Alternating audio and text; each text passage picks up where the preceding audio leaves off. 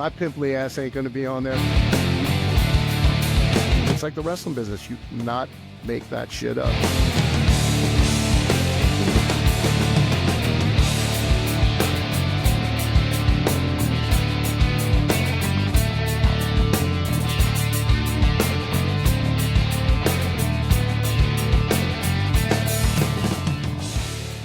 Guys, Reinforcer Radio is back on the air.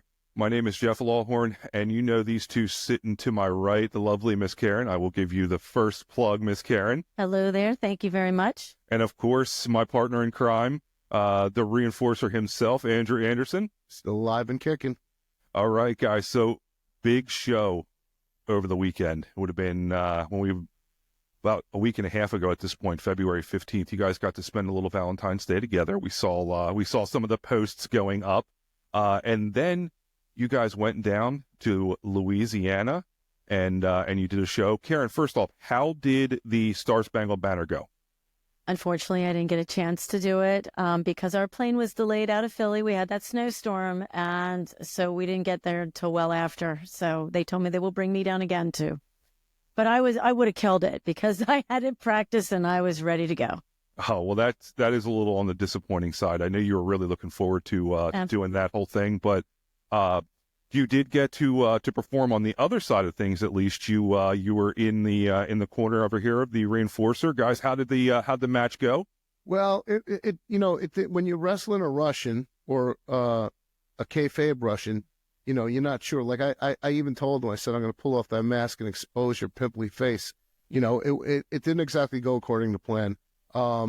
He tried to pull out a chain. Well, Karen, you tell him what happened. Well, there was a little cheating done by this Russian because, I saw him go over to the corner, grab a chain. I jumped up to try and get him to stop doing it. Struggled a little bit. I got to slap him across the face, but unfortunately it wasn't enough. I did hear that there was a little bit of cheating involved, which it doesn't surprise me. Blatant chicanery. Mm-hmm. Only way to beat this guy over here is to cheat to beat him. So I'm sure the whole thing is not over. And Andrew, he'll have some answers for you to come back. Well, there will be a rematch. There will be a rematch. We already established that. I want to congratulate Mustang Mike on winning the AIWF heavyweight title. Mike had a really, really hard-fought match. Really hard-fought match. You saw the bruises on his forehead from getting bashed into the ring post and everything else under the sun. I mean, Greg Anthony, you were a great champion, but you met somebody who is better. And Mustang, take that belt and run with it. You don't know how long you're going to have it. You're a marked man, but just keep it going, buddy. I always have your back. Mean and lean, baby. Yes, definitely. Congratulations to Mustang Mike. He was awesome and came on the show last week, or 2 weeks ago. I keep always saying last week. 2 weeks ago he came on, and he talked up the show a little bit down in Louisiana. And Mike, congratulations on winning that strap. We knew you were going to do it, and keep doing it, man. You're proving that it doesn't matter. Age is just a number, and you're going to go out there and you're going to give it your all. I know Andrew went out there, gave it his all. Miss Karen did the same thing. They came up a little bit short, but that'll be more to talk about then down the road, and we'll definitely promote this whole thing again. And Andrew, I have no doubt that you're going to come back around and you're going to smash this thing next time around for this Russian. Yeah, I mean, listen to me. I'm going to slap the crap out of him the next time. He owes me a match. He owes me a rematch. I'm the former Louisiana heavyweight champion down there, and did I tell you that before, Karen? Yeah, no. That was a running joke. I need a jar for every time I hear these stories.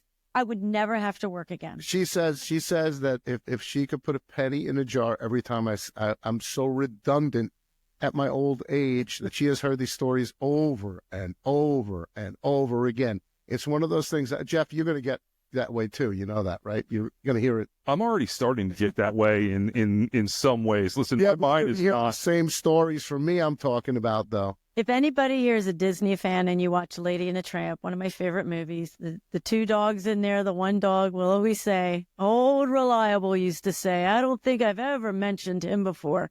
And the little dog would go, "Yeah, laddie, you have many a times." That's us.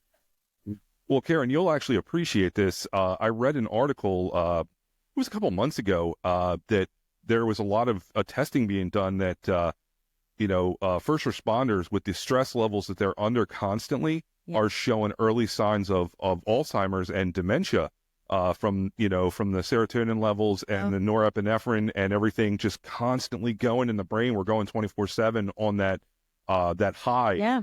And that people they're really seeing a lot with it.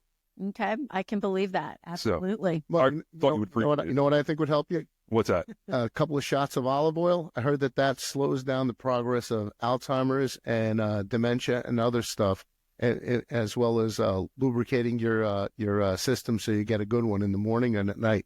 I thought you were going to say a couple shots of whiskey. Oh, that too. That's never like ruled out. You know what I'm saying? Especially since I don't touch any of the other stuff. That's about all I have is a few shots here and there.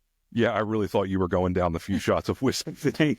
I really did. You were planning on that, but you know what? When with me, the game book gets thrown out the window. Well, listen, I was about to be like, hey, Cal, look, Andrew said I have to do a couple of shots of whiskey if I'm going to be doing this. Of course, she'd probably outshoot me with the whole thing anyway, like normal. By the way, I want to thank Kelly for that tremendous homemade moonshine. That was... So for those of you who do not know, I know I've said my wife a few times, but my wife's name is Kelly. She does make her own or brew her own moonshine, which is absolutely fabulous. We made sure to give Karen and Andrew some for the holiday season. I believe it was black cherry and apple pie. The black cherry went in one night. He texted me and he was like, it's almost gone. So I'm sure we'll be able to plug that a little bit more, down the road. But she does make some awesome moonshine, which is not good for me because it really packs on the calories. But oh, listen to me. Every now and again, a little bit of moonshine with a little bit of shot of olive oil here or there. Did I say olive oil? You said alcohol. Alcohol oil. I said you could put them together and make alcohol oil. Well, there you go, guys. So I'm allowed to drink a little bit more. The reinforcer said that it's good for my body.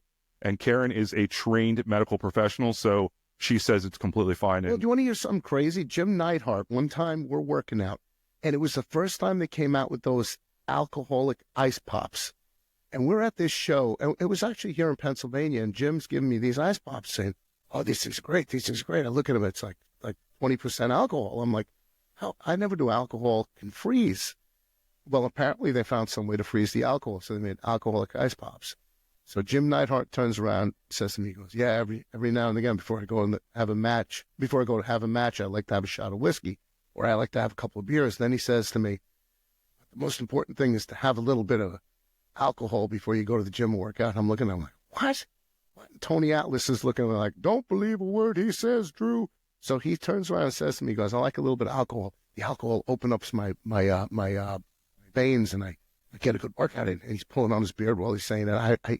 He was definitely a character, one of the funniest guys I've ever met, too. And Tony was saying, don't believe a word he says. Don't do that. Oh, I'm sure. And listen, Tony, I think, knows a little bit about lifting and how to keep his body in shape. So I may err on the side of the Tony Atlas. Yeah. When it comes to working out there. But listen, I'm glad you guys had a great time in Louisiana. One other thing that we want to talk about before we get to our friend from the UK, Mr. Matt Jarrett, coming on with us in a little bit, I wanted to talk about the onlywrestlers.com. I know you guys both are on onlywrestlers.com, and you actually got to spend a little bit of time with one of the creators and owners down in Louisiana this weekend, Craig Massey. I know we've talked about Craig before, but how was your weekend with Craig? It was a good time. He took us out. Always a good place. We went for sushi at a local sushi place.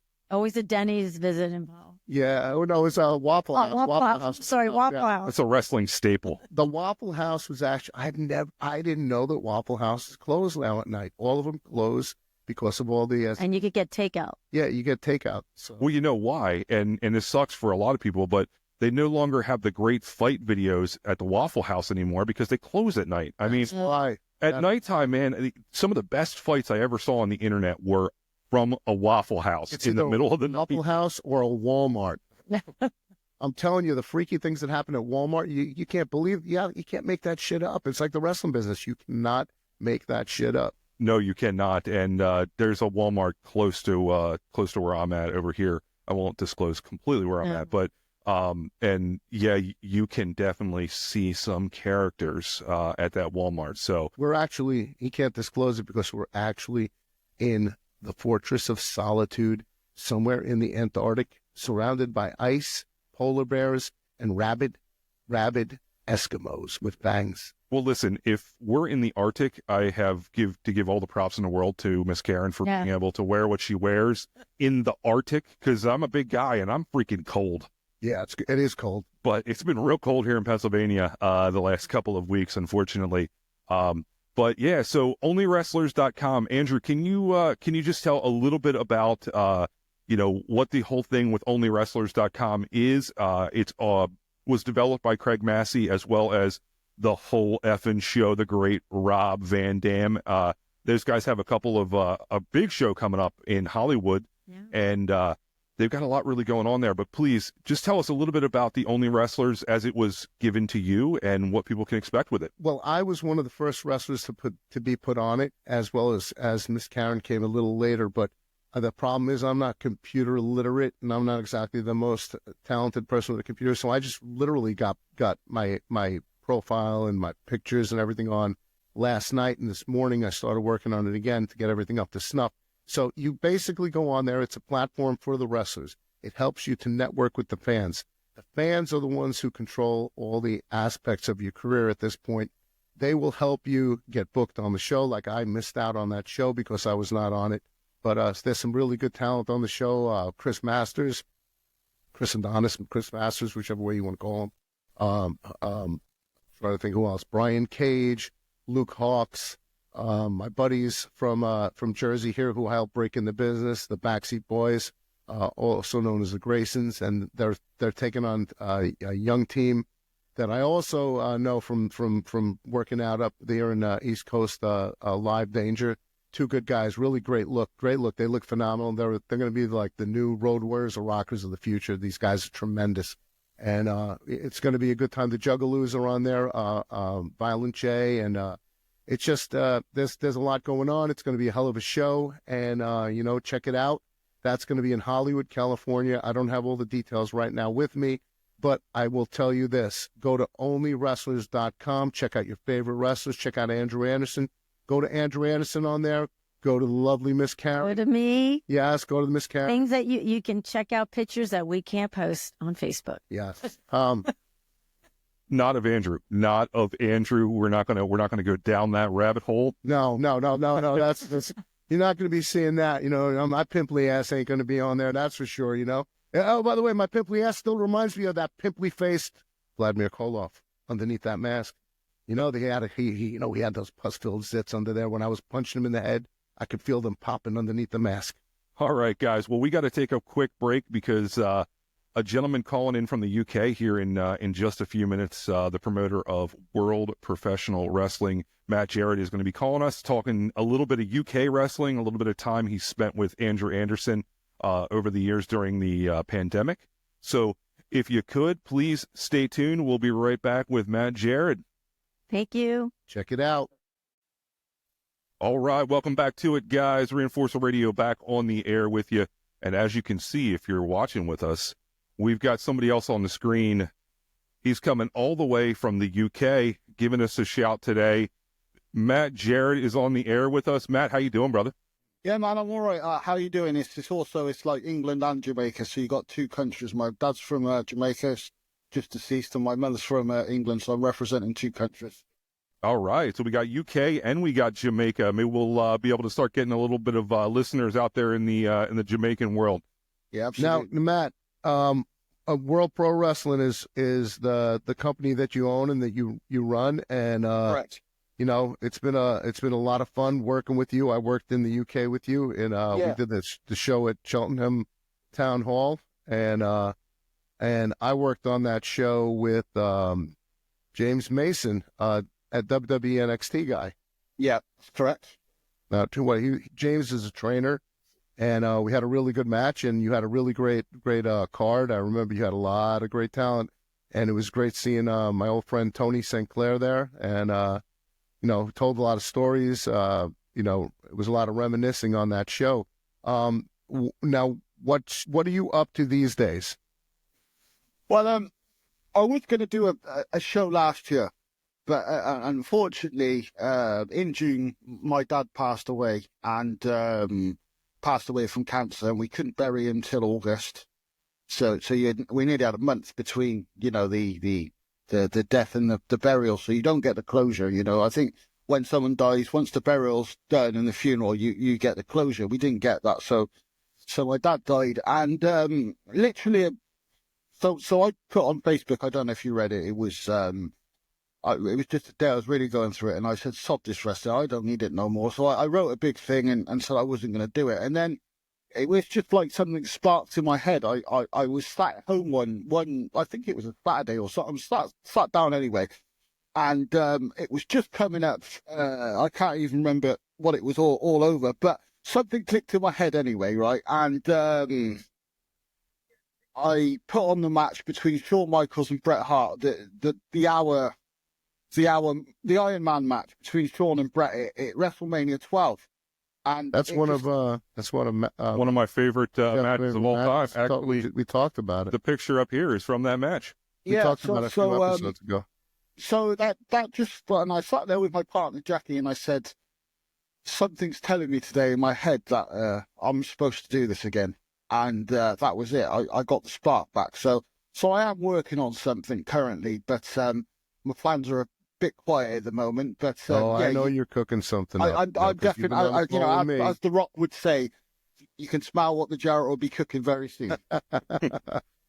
Well, I know if you're cooking, it's going to be something good. Your last events were really epic, and you had great turnout, great crowds, and I just had a real blast working over there. One of the guys that worked for you that I think is just phenomenal worker, Gianni Valletta he's from, where was he from? Malta. I think he's from Malta, yeah. Yeah, he's one of the strongest guys I've ever seen. He's lanky, looks a lot like Bruiser Brody. He was a great talent. I know he came in the States here, I think about a year ago around Mania time to work, and 2 years ago or something like that. And he did a couple of shows, and he got to work with a mutual friend of ours, yours and mine, Kevin Sullivan. Kevin passed away around the time of your dad's funeral, if I recall. Yeah, he did. Yeah. Yeah, so you were also close to Kevin. I think actually Kevin died on the day of my dad's funeral, because I think he did. You actually texted me in the morning, your morning. It was 11 o'clock my time, so God knows what time it was here. And I was thinking to myself, Kevin's had the last laugh on Matt Jarrett today. Kevin. I met Kevin during the pandemic, and. There was a lot of promoters, because the last 2 years, if you think about it, Brian Dixon's passed away as well. So the big promoter over here in the UK. But, that day when Kevin passed away, I saw all these like wrestling promoters in the UK, like all paying tribute to Kevin Sullivan and how he helped them and stuff like that. And I was thinking, not one of you knew who he was. You've watched what he did, because you've watched WCW. With him. You and I would be on the phone with him. Yeah. We would have 3 ways on the phone. Literally. I mean, so if anyone in the Britain wants to say it, I've literally, me, probably Brookside and Dot Dean and probably Regal are the only people that's actually learned under Kevin Sullivan, has been under the tree in the UK. And Kevin told me lots of things about wrestling, but it wouldn't just be about wrestling. You would, if you mentioned the subject about history, he would have like a 3-hour conversation with you about something. Yeah, Kevin used to go on tangents. You see, that's another thing that I and Kevin had in common. We were history buffs, and that kind of you were going to run that show before the pandemic. When the pandemic hit, it caused a lot of mayhem with the world in general. But as far as World Pro Wrestling, that put a hold on us traveling abroad to go and work your show. But in a way, it was good, because the show that came up eventually at Cheltenham was really, really, really an epic event. Yeah, I mean, that day, that week, you were with me from about the Wednesday or the Thursday, and I don't know how I pulled that one off, because, Scorpio decided to book himself elsewhere, and literally didn't tell me until, 2 weeks before. So literally, I paid for his flight, so I couldn't get anyone else over. He took a booking somewhere else. Said he told me about this months ago, but didn't, which is Charles, for you to the T. I love Charles. If you're listening, Charles, I do love you. But and then Hernandez and Kenzo Richard got caught up in that storm, and they couldn't make it to England because all the flights were cancelled. Yeah, that was when they had all those big storms. We were in the storm. We were actually in it. I remember there were tiles flying off roofs. Yeah, yeah, and I was literally screaming at oh my God, what are we going to do? And then, in the morning, I get a phone call off Brian Dixon, who was the big promoter. And I hadn't spoke to Brian for a long time, because if I went back, I used to work for Brian, and I didn't go to his funeral, because I just didn't want to go. But he when he phoned me that morning, I said, George, have you got anyone I could borrow? And he starts thinking, and he said, Matt, he said, fair play to you. He said, you're going to take over one day. He said, you're still going at it, and there's a big storm, this storm, and it's cut you off. And he said, you're gonna win one day, kid. And that was like a bit of off Brian Dixon. But we made it through that day and that night. I mean, even the travel that afternoon when we left London to come up to Cheltenham. I mean, the car before was we rocking. went the day before that, though, we traveled to Cambridge. We went to that Hardy Bryce center where his son is at, where his son was there, Ishan, and we went to you, myself, Tajiri. We went to visit the home where all the handicapped children were. Yeah, that's correct. And next to that is where like all the famous people go to like Robbie Williams. They go to do their what they call rehab when they have problems with alcohol and other substances. So yeah, they were next door, and then we went into the door next to. So yeah, it was an eventful few days. Yeah, it was a good time, and then you introduced me to a lot of different areas of the UK, which was pretty cool. The fun part was coming back after all those years. You unleashed the beast into Piccadilly Circus. Do you want to elaborate a little on that? Yeah, well, I just hope those young foreign girls are not watching it. We could have got done. I went up to these Japanese girls, and I said, well, they weren't Japanese, that's the problem. I said, hey, we got a wrestling show in Cheltenham on Saturday, and I said, we got a top Japanese wrestler for Tajiri, and they said, we're not Japanese, we're German. Oh, hello. We're German. He was saying, he said that. He said Tajiri's here with us, and they had no idea what the hell they were talking about. Yeah. It was one of the funniest things. Yeah, we had a couple of good days, and then, we went to... when we met Tajiri, we spoke to that armed officer at the airport. You remember him? The guy with the big gun. And then obviously I took you to Buckingham Palace, the staff entrance, and the next minute we had the SAS coming at us and these big lights. And next thing I know, I hear freeze, don't move. Yeah, I look at Matt and I go, what the hell? And they got AK-47s pointed at us, and I'm like standing there like, what do we do? And he's like, well, yeah, Matt goes, I hope you have something illegal in your pocket. And I said, they have the guns on us outside of Buckingham Palace. And I'm thinking to myself, this is great. American wrestler arrested in the UK, trying to break into Buckingham Palace. We went around the back entrance to get to the front because it was blocked off at the time. The Queen was in residence, and Matt Jarrett took me on the side route. So, Jeff, you can imagine this, the look on my face when we have guys running down literally in SAS in full regalia, bulletproof vests, armor helmets, everything coming at us with guns blazing. And I'm like, oh my God, this is it. It's over. We're in trouble. If we didn't get shot, and then before you know it, they looked at me and they asked a couple of questions. They said, you one of those American wrestlers? And I said, yes. Before you know it, the helmets were off. The guns were down, hands were out, shaking our hands, telling us, getting a little more information about the show that we were having. Matt, being Matt, was a perfect promoter, promoting the show, the event, how we're going to do it, what we're going to do, what we have long-term plans. So it was pretty cool. So Matt really went to town. And me being me, of course, I had them all laughing and rolling with the American jokes, right? Yeah. Just the old American. I think that weekend or that week there had been like a problem over in Spain. I think there had been a terrorist attack. Yeah, so anytime there was a terrorist attack in Europe, obviously any sort of like royal residence, they become heightened. And it's amazing actually, because when you're in Cheltenham, actually Gloucestershire, where the show was, Cheltenham, that is actually where the spy centre for England is. That's the MI5. It's called GCHQ in the head. the head of that's in Cheltenham, actually. It's called the Donut. That's the main spy centre for the UK. And there's actually, it's not supposed to be, but in the war, there's a place called Boddington, which is another place in Gloucestershire, is where they've got bunkers underneath. And that's where they did all the, to find Hitler and stuff like that. So Gloucestershire's always got that real heightened area.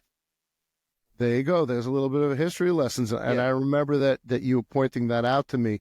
That was pretty much one of the English version of the Pentagon, sort of, right?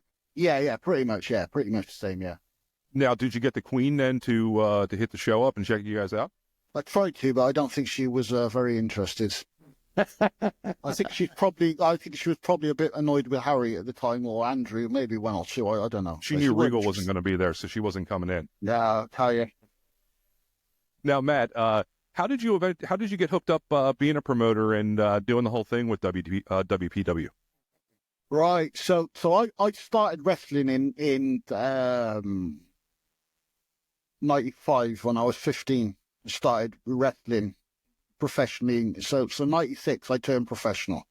And in the very venue, Cheltenham Town Hall, I was just thinking about this. It was the other day I went over to my mum's house, and in my mum's closet I got a suitcase with all old posters and everything, and I thought, which was the first one? And there was the first one I whipped off a wall at Cheltenham Town Hall. This was years ago. I was 10 years old, and the first show I ever went to, it was I was 10 years old, and the main event was Tsuji Yamada, aka Jushin Thunder Liger, who was here at the time, against Rollerball Rocco, who was actually the original Black Tiger. That was the main event.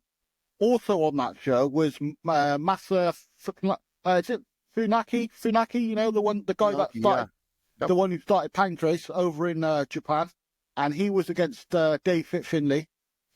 There's another match between Danny Boy Collin, one of my heroes, obviously, and he's against Chick Cullen, I think. And I'm sure on that very poster, Owen Hart was over here as well. So could you imagine like a bill like that? So you're very close with Danny Boy Collins. Yeah, I was. I haven't spoke to him for since Richard died. The old guy died. I haven't really communicated him as much as we do. I speak more with his brother Peter. Peter Collins was the one that taught me. So I got into wrestling, and then around about 2007, that's when I started wanting to put shows on, because I just felt like Gloucestershire, where I live, there was a lack of shows. Because Brian Dixon was only running Cheltenham twice a year.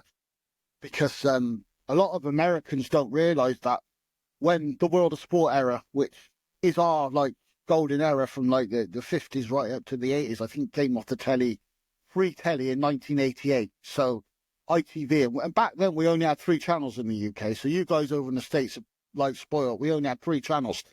So wrestling was on ITV every Saturday afternoon at 4 p.m. Literally in England stopped. The high streets were shut because people went to watch wrestling. But all these big shows like Cheltenham Town Hall, they were run fortnightly. In London itself. Were you a big fan of Big Daddy? No, I wasn't, no. But I did watch wrestling. I was more of a Nagasaki person. Okay. I like the mask and stuff like that. But going back to the story, so in London alone, between the 60s and probably like the early 80s, there was a show. There was at least 3 or 4 shows a night in London itself, and there were shows all over the UK, everywhere. So I thought Gloucestershire, I could do something different to Brian, and that's when I started promoting and I started using. And the first show I actually made a profit, I had Robbie Brookside on. So that was the second show. The first show was an absolute disaster, which every promoter who tries the first one's an absolute crap. And then the second one was I had Robbie Brookside against Charlie Rage. It was me against Keith Meyer. I had Johnny Kidd against Dr. Death. And I had Joe Redman against Chris Kay. And that was really the start of it. And then, Bill. Joe Redman. Joe Redman was on the show in Cheltenham. He's a phenomenal athlete. Yeah, and then he's a hell of a performer. And then if I think about it now, some of the wrestlers I've had over here, we've had some real big stars. I mean, we've had AJ Styles. He was IWGP champion when I brought him over, so that was the first time it happened in Europe. We've had Tanahashi, we've had Liger, we've had Kojima, we've had Harry Smith, we've had Too Cold Scorpio, we've had Tajiri, we've had some real big stars here. You had the Von Erich brothers too. I had Ross and Marshall the first time they've ever been to Europe. I think it was the first time they ever left Hawaii, actually. Yep. So, yeah. Now, correct me if I'm wrong. Actually, Too Cold was your first champion, right? Yeah, that's correct. Yeah. Yeah, he was the first champion. And then he was supposed to come over to wrestle a guy called MVK over here, but unfortunately Scorpio couldn't make it. I've recently started communicating with Scorpio in about November, but obviously can't leave the United States at the moment because he's on charges for something. I don't know what's happened there. Yeah, so he can't leave the States at the moment. Hopefully all those charges will be dropped. From what I've been told, what he's told me, and I do believe him. He was a security guard, and some went from with a knife, and you have the right to defend yourself. So so let's hope that clears. Charles is a great guy, man. I mean, he's one of the best. He's one of those guys you definitely don't want to mess with. He's definitely in my top 10 of all time. Yeah. I was lucky enough to see quite a bit with him. Obviously, being outside of Philadelphia, we were privy to the early ECW days around here. So seeing him doing the Too Cold Scorpio bit, thank God, no longer that Flash Funk bit, from WWF in the '90s. But we were really lucky to get to see a lot of great stuff out of him in ECW in Philadelphia. And I was just in the ring with him not too long ago. Because I was in the ring with him about 2.5 years ago for Outlaw Championship Wrestling. It was at a show in Brooklyn, New York, and he was wrestling Crowbar in a singles match, and I was out there and seconding Crowbar with Kevin Sullivan and Scorpio, and I did a spot outside of the ring, and in getting into the ring and stuff. So it was pretty cool. Made me look like Superman. I threw one punch and he bumped right on the concrete. Boom, picked him up, body slam. Boom, right on the concrete. Really great performer, great guy, and I've been friends with him for years. And Charles, if you're out there listening, we love you. I was lucky really in that period when ECW was on. I mean, I didn't watch ECW. They did once I was in the business, and then the guys were giving the tapes out backstage and stuff like that. Take that home, Matt, and watch that. But go back to that, we had a thing called CWA over here. It was in Germany, where Otto Vance used to run all the big tournaments, and I can remember going over there as a young boy to just go to watch. I didn't take part. I'm too small and I'm not that good, but you got the Chris Benoit, Jericho, you name them, Liger, oh God, Chono, they've all been over there, the Warrior, all of them. Now, how much are you still getting in the ring anymore? Are you completely switched to the promoter owner role, or are you still stepping in between the ropes every once in a while? No, I haven't been in the ring since 2014. I haven't done anything for a long time. No. You were in the ring a little bit with me in Cheltenham. Wow. Yeah, you came out and saved somebody from me. Well, yeah, I could possibly go again if I wanted to, but I haven't. At the moment, I've got no interest in wrestling. I just want to do the promotion thing, really concentrate on that and do it as good as I can. Well, Andrew's really pushing hard. 2025 here, we've declared the year of the Reinforcer. So, maybe people can hit up the old Facebook, Twitter, Instagram, and start giving Matt Jarrett a little push. Maybe we can get him working a little bit here with the Reinforcer one final time. Yeah, and Matt, also we're both, you and I are both on the Only Wrestlers page, right? We're both on the Only Wrestlers app. We might not want to tell people what we're on the Only the app. You know what I mean? So that's a company that's run by Rob Van Dam, Tom Lance, and a bunch of other people, and it's a really good app. You could check myself, and you could check World Pro Wrestling out on Only Wrestlers. Yeah, I spoke to your other mate the other day, the young lad from I think you went to his nan's funeral. He's a rapper as well. Who's that? Which one? He's an independent worker. He's a rapper. He said, Tim Theory. Tim Theory. Yeah, Tim. I speak to him now and again on Facebook. He's a nice lad. He's a good kid. Yes. Good friend of mine. Yeah, definitely. So that's a shout out to you, Timmy. There you go. Timmy, get your head out of your ass and give me a call, will you? Same with Too Cold Scorpio. Please give the man a call. We can get him up here and do a little interview with Reinforcer Radio. Yeah, we'd love to have Charles on it. he's on Instagram quite a lot now because he's just been tagging me on Instagram. So I think he's up in Philadelphia. I think he's that way now. It'd be great if we had him on. Maybe we'll have him on I live think he's too. back up. I think he's back up your way. Oh, that'd be great to see him. Yeah, I think he is, and yeah, and obviously you got Shane Douglas at that area. You got quite a lot. Actually, I see Shane quite a bit every now and again at High Ground Pro Wrestling out in Scranton area in Mayfield, Pennsylvania. He was just over the weekend for that signing thing, and then and then they've gone over to. I presume they go over to Dover after for the QTAR thing. So very cool. Well, we really appreciate the support you've been giving us. You've been throwing a couple of shout outs our way, and we're seeing it. We've had some listeners in Northern Ireland and in the UK, and I'm sure that Matt Jarrett's influence has really pushed people to take a listen to Andrew and I. And dude, we can't thank you enough for that. We're really trying to do something great with this pro wrestling podcast, and it's guys like you that have known this guy for many years, and your support that is really pushing us to keep doing some awesome things. Anything else going on in the Matt Jarrett world that you want to put out to the people in the U.S.? No, not at the moment. Just like I am coming back, so that's all I'm going to say. I mean, me and Andrew, we met during the pandemic. I mean, the whole world was literally locked down, and me and Andrew literally would speak it was 10 o'clock my time, and it's. My missus used to go, "Man, you can come to bed." I said, "Well, am I going to bed for? Because I'm going to wake up and it's going to be the pandemic the next day." So we just got on well. It's just we had chance to really communicate during the pandemic, and it was yeah. A great time. I know we had a lot of mutual friends, and we brought Kevin Sullivan on board. Sonny Ono was with us, and of course, you have a great affection for the work of the great Muda. Yeah. Well, Kevin, what happened was a lot of people don't know. I actually had Muta booked. Muta was going to come over for me, and it was around about May. We were going to do the show with Great Muta.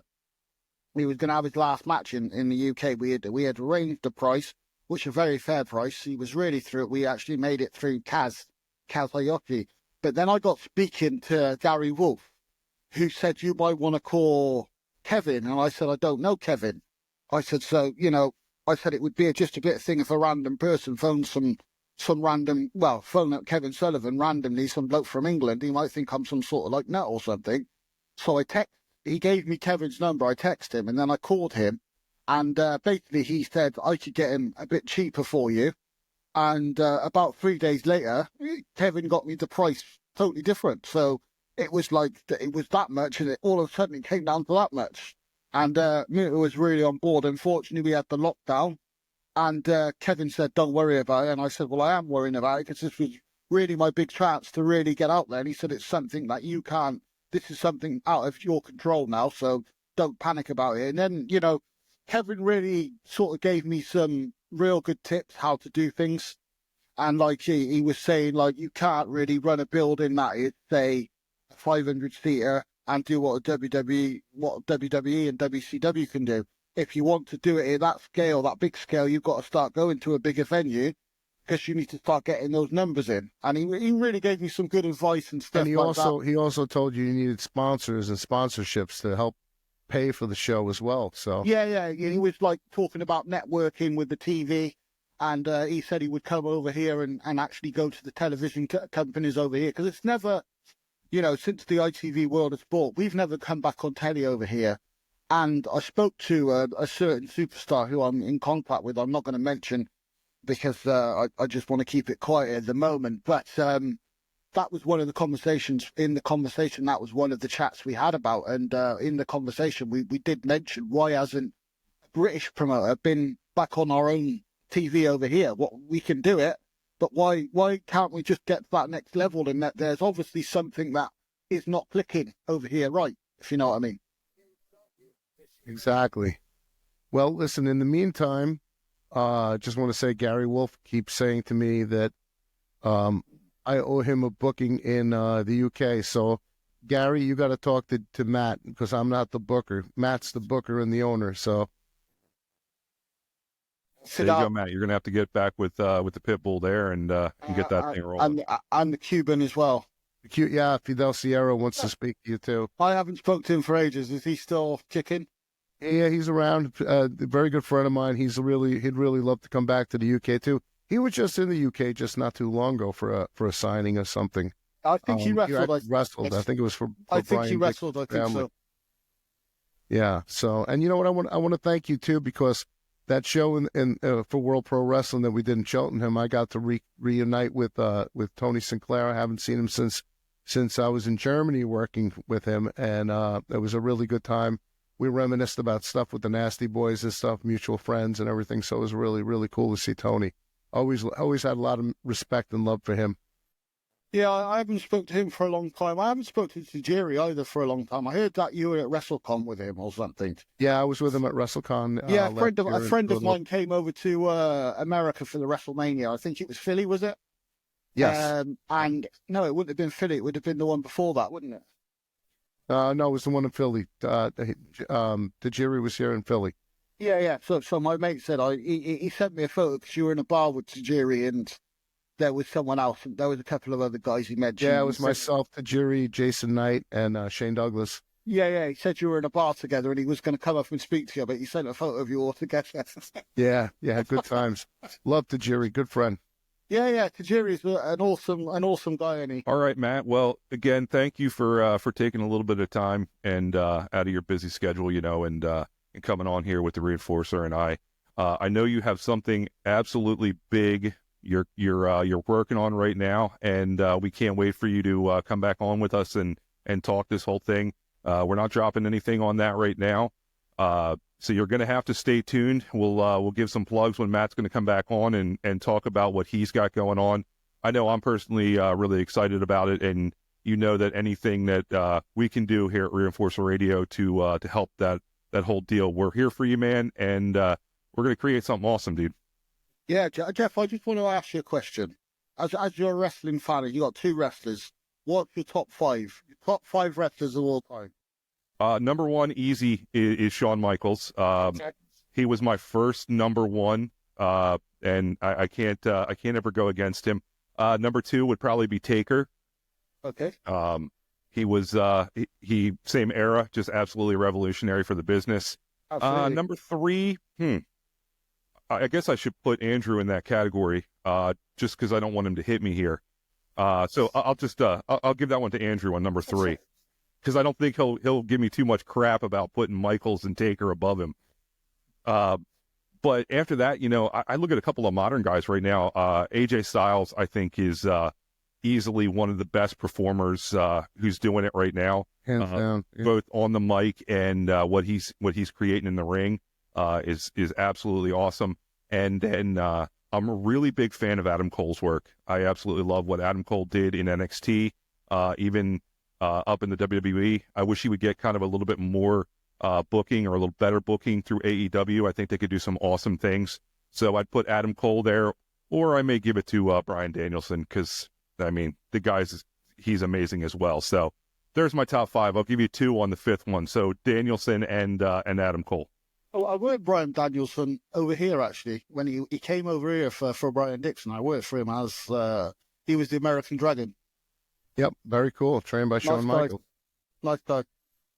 Yeah, he's done some really, really awesome things.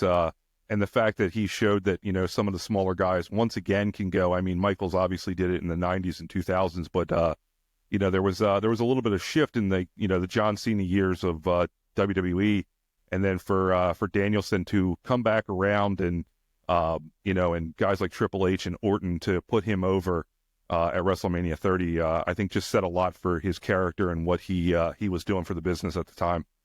Yeah, I listened to your episode. I think it's the first episode you guys did, and you mentioned Shawn Michaels. So I'm actually looking forward to the episode when you talk about Shawn Michaels, because that is a subject of himself. And as Andrew said, he's up there. He's one of the greatest. He's one of the greatest of all time. Yeah, I've got a total different, top five than your great Yeah, stuff. buddy, go shoot it out there. Oh, not in any number. So Shawn is definitely in there. Shawn Michaels. Benoit would definitely be in there. I've got to say Danny Collins. I've got to say Liger. And if they're six, I've got to put Eddie Guerrero definitely in there. And I've got Really to put Brad Armstrong. They're probably my top. And I Brad always say, Armstrong was phenomenal. I always say Underrated. some of these young wrestlers today, they look at, you know, AEW and WWE and all that, or what's going on in New Japan and all that, but they don't really watch. Go on YouTube and watch some of the old All Japan Pro Wrestling or some of the Mid South stuff. And you know, when Andrew was over here, we did speak about different eras of wrestling. You know, watch Superfly Jimmy Snuka, watch Bruiser Brody, watch all these old wrestlers who were, you know, Dynamite Kid. I mean, you know, some of the matches Dynamite had, you know, today they would stand up still to this day and I think even, you know, Shawn Michaels or Bryan Danielson would even say, you know, that match is equivalent of me and Brett and stuff like that, if you know what I mean. Absolutely. I mean, my favorite match of all time, believe it or not, is not the Iron Man match between Shawn and Brett. Actually, it's the year before that, or actually 2 years before that, WrestleMania 10, when Brett and Owen went at it at the beginning of the show. That match, I remember watching that match as a kid and just being in awe of what those two were able to do in the ring. And it really changed my perspective of professional wrestling. So number one for me, match-wise, is hands down Brett versus Owen, WrestleMania 10. And my match of all time that I loved was Ric Flair versus Rick Steamboat at the Clash of Champions 2 out of 3 falls. I think when Andrew got home, I texted him, not when he got home tonight, but when he came over from England. So I then had this idea that I was going to wrestle again. And I sent a text to him. I sent him, look, can we do the match that Sid and, was it Sid and Shawn or was it Vader and Shawn? I said one because I know that, you know, if I don't do anything too complicated, and I mean, it would be easier for me to be in with a big guy, I think I could follow an easy match.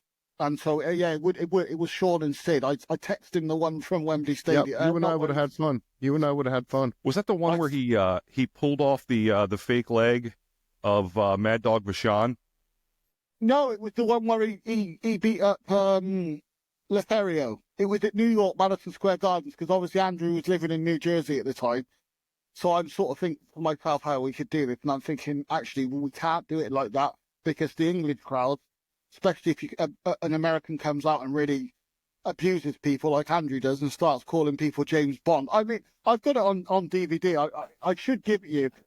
Andrew was like literally, I had to come by the curtain, like the door, because I thought one of the guys like kicking the jump the chairs at Andrew because he was going mad. He was oh yeah Joe, and I was throwing chairs around, everything, screaming. I was gonna have an heart attack. I think you just posted a picture of that recently, didn't you? Up on the WPW where Andrew's throwing the chairs.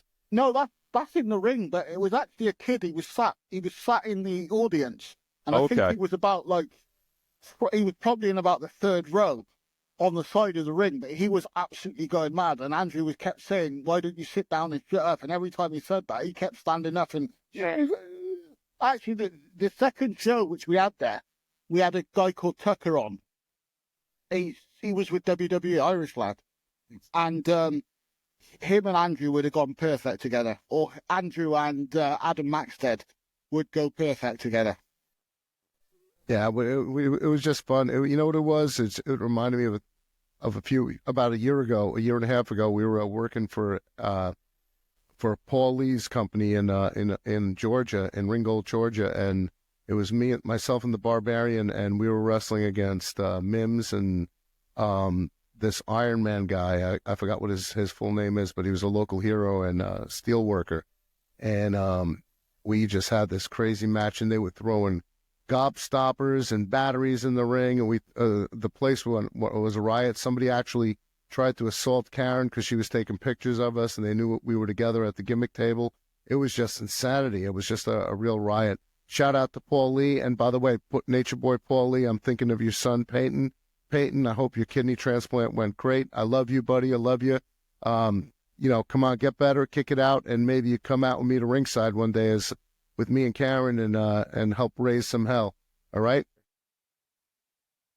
I'll raise Listen, it. I think before we conclude this whole thing with Matt, I think we need to hear Andrew's top five. Since we heard R2, I think we need to reinforce his top five. Well, I I have a can Mount actually tell Rushmore. you what Andrew's top five is. It's Matt Well, Jarrett. there's a Mount Rushmore. It's Matt But Jarrett. I'm not going to get into Linsky. what I think are the greatest of all time, like wrestling wise, as far as popularity and what they did for the business. My personal favorites, my favorite of all time is Bruiser Brody, Stan Hansen, Jimmy Snuka, Terry Funk.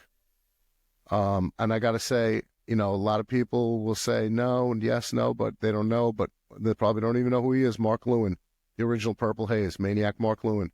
I love those guys. They were just some of the guys that influenced me. I have to include Don Morocco. Don Morocco, the original Rock, one of the biggest influences in my career. So he was just a dream. I love the Bulldogs. I love the Road Warriors.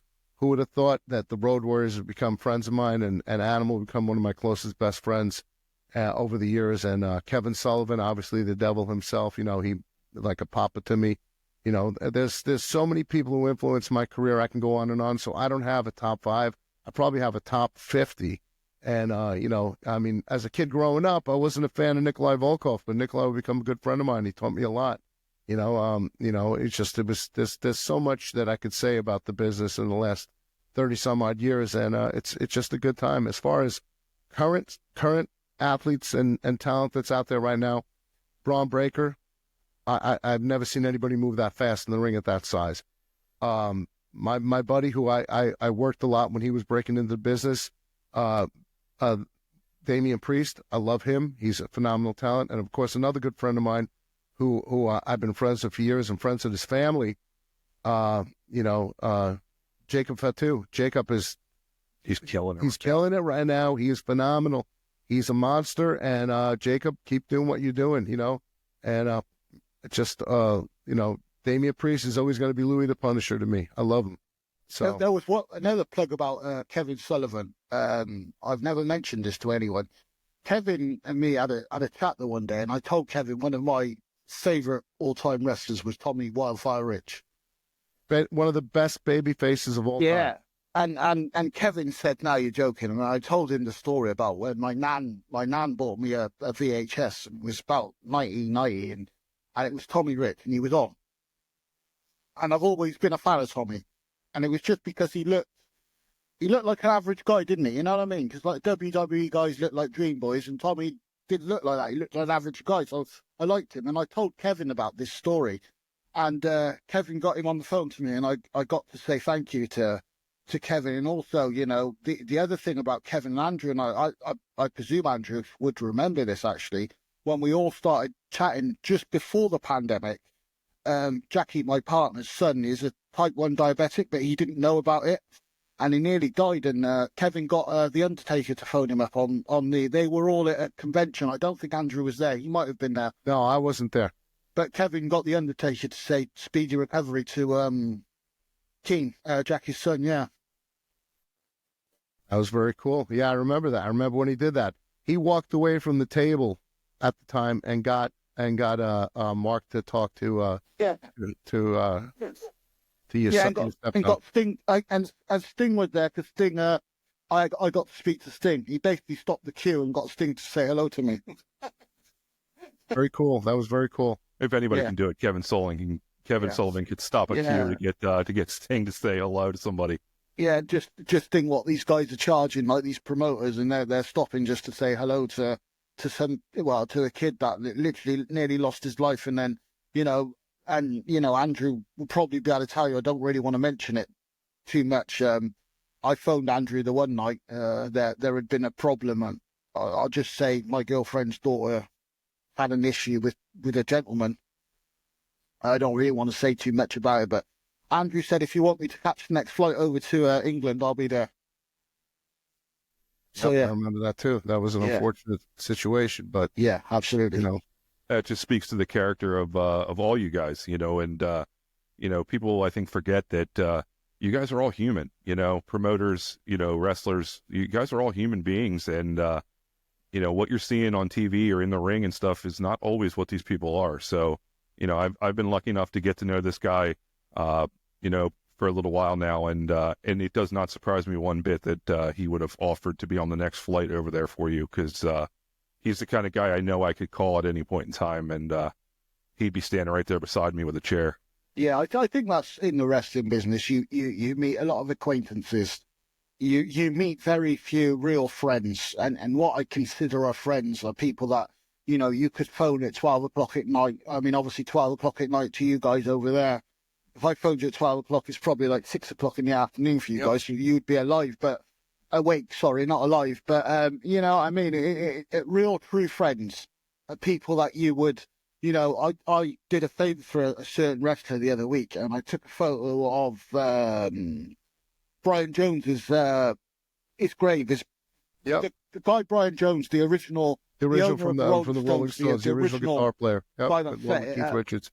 He was born in Cheltenham, where I live, and his gravestone is not far from where I live. So I went up there and took a photo of it, and I sent it over to Andrew, and he was, you know, he was real thankful and stuff like that, and that's a real friend. You know, it's not like I sent him a Christmas card. I just sent him a photo, and Andrew got that guy, and I'm not a rocker, you know, I like hip hop music, but, you know, he got Ace to speak to me and, you know, stuff like that. So it's stuff like that goes a long way. Yeah, it really does. You know, it's funny because Andrew, every time, not every time, but a lot of times when he walks in a room with me, you know, he's always got something, because he knows I'm a collector, whether it just be an old wrestling T-shirt or an old poster or, you know, anything. He's just like, here, I found this for you. And, you know, he doesn't need to do that stuff. He, you know, we're doing this whole thing, but, you know, he knows my love of this business and my love of pro wrestling. And he always has something there to be like, hey, yeah, here, this is really cool. You should check this out. Brought you a container of Reinforcer coffee at JanusCoffeeRoasters.com. Reinforcer coffee, shameless plug. It's for you, Jeff. Thank you. I appreciate it. If you come over, obviously, if you don't come over with him, and what I'm doing, I definitely will, man. And like I said, I look forward to helping you where we can with the secret coming up. And Matt, you know, I need to contact Janus Coffee Roasters, see if they make tea for me in England, so I could have Reinforcer tea. I just had my cup of tea with my there you go, my London cup here, my special London cup. Well, listen, we have to go. We could take a break for our sponsors and continue the show. It was great having you on, Matt. We love you. I know I love you, buddy. We've been down the road. We've been we did a lot together. So let's hope we do a lot more coming up in 2025. Yeah, man. Just make sure you say hello to Mustang Mike for me. I will. See you later, my friends. Take care, buddy. Ladies and gentlemen, there he is, Matt Jarrett. Reinforcer Radio. Once again, thank you, Matt Jarrett, for coming on with us and spending a little bit of time talking about the Reinforcer, talking about his time in professional wrestling. Thank you, Miss Karen, for dropping in, as always. Thank you so much. And talking about the show they did last week, or 2 weeks ago at this point. Here we go again. Down in Louisiana. Congratulations to Mustang Mike. And, guys, we're going to wrap this thing up. And I don't have to ask about things with Kevin Sullivan this week, because Matt Jarrett, he told some awesome stories about Kevin Sullivan. But we will definitely get back to our segment of reminiscing about Kevin on the next show. Andrew, anything for the people real quick? I want to wish Gangrel a happy belated birthday. Gangrel, Dave Heath, love you. Happy birthday, my friend. Birthday. I miss you. All right, guys, there you go, Gangrel. We love you here at Reinforcer Radio. Give us a shout sometime. And, guys, we will see you around. Oh, by the way, today is Tim Storm's birthday. Happy birthday to Tim Storm. While we're recording this, Tim Storm's birthday going down. So happy birthday, Mr. Tim Storm, as well. And I'm going to wrap this thing up before Andrew gets more thoughts in his head. So we will see you guys next time. Bye.